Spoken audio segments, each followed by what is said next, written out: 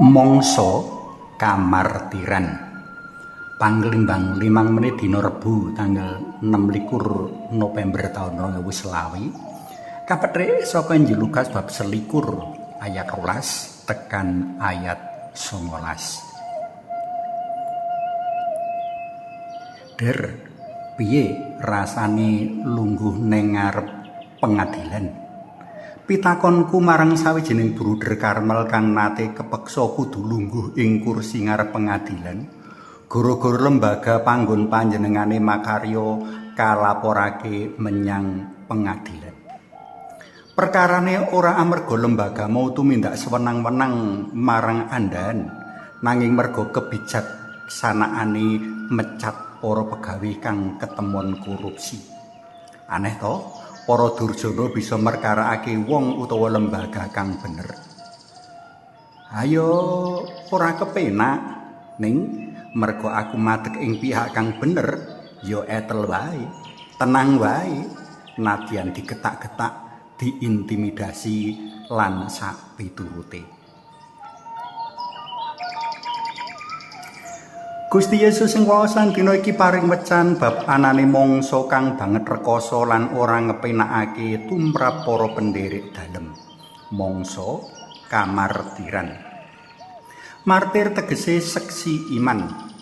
Ana titi mangsane para pendherek dalem Gusti marga kahanan katuntut kateguhan imane. Wong padha ora seneng karo pendherek dalem Gusti. Ora merga para pendherek dalam Gusti laku duraka lan durjana, nanging para pendherek dalam Gusti kanthi pamikiran lan tumindake kang lurus lan leres kaanggep ngriseni, ngithik-ithik, nyepet-nyepeti enggo ngancam jenak kepenake wong utawa kelompok wong tartamtu. Para pendherek dalam Gusti kaanggep klilip kepara mungsuh kang kudu disingkirake utawa malah kepara kudu disirnakake. Carane ya diintimidasi utawa disiksa sinambi diiming-imingi urip lan kalungguhan kepenak. Intimidasi lan pasiksan ora leren sadurunge para pendherek dalam Gusti silak iman utawa mati. Kang silak iman sinebut murtad, kang tuhu iman enggo tiwas sinebut martir. Sejarah para martir kang lumrah kawaos dening Rama Imam ing kawitan pahargyan Ekaristi mengeti sawijining utawa sawetara martir bisa dadi pancatan panglimbang bab mangsa kamartiran para pendherek dalam Gusti sarta kagigiane paraga-paraga pitaya ngukuhi pangandeli. Sing banget wigati kanggo kanepake ana ati yaiku janji dalam Gusti Yesus.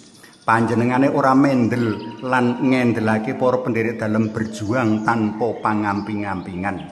Mula panjenengane nilar janji bakal ngamping-ampingi para pendherek dalem. Kepara panjenengane piyambak kang bakal paring kawicaksanan saengga sakeh wangsulan lan pratelan titis lan tatas hingga ora ana wong kang bisa mbantah.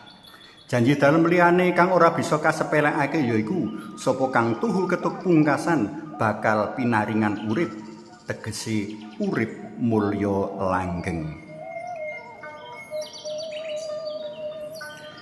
Para tresna pelem kinasih, mangsa kamartiran dumadi lan gumelar wiwit seda dalem Gusti ketuk tumekane dina pangadilan pungkasan.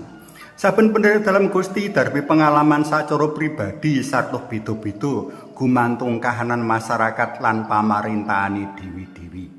Kepara sacara prasaja, rikala pendherek dalam Gusti kupaya sabar ngadepi wong-wong kang angel sratenane demi guyub lan rukun jroning urip, kuwi wis mujudake sawijining tindak kemartiran.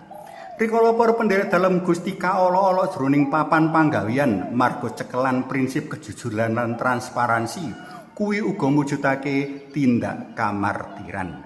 Siji meneh, kanggo sedulurkan katepakan ginanjar nandang gerah. Rikala panjenengan bisa nampa kahanan gerah kebak ing panedon trima, kuwi uga sawijining wujud tindak kemartiran. Sapa kang tuhu ing Sang Kristus ketuk pungkasan bakal pinaringan urip. Suwawi sami munjuk, Kunjung asma dalam Yang Rama so Yang Putra tuwin Yang Roh Suci. Amin. Mugi nurna Yang Rama Yang Putra tuwin Yang Roh Suci kados sing mula buka samenika sarta sak lami-laminipun. Amin. Kunjung asma dalam Yang Rama so Yang Putra tuwin Yang Roh Suci. Amin.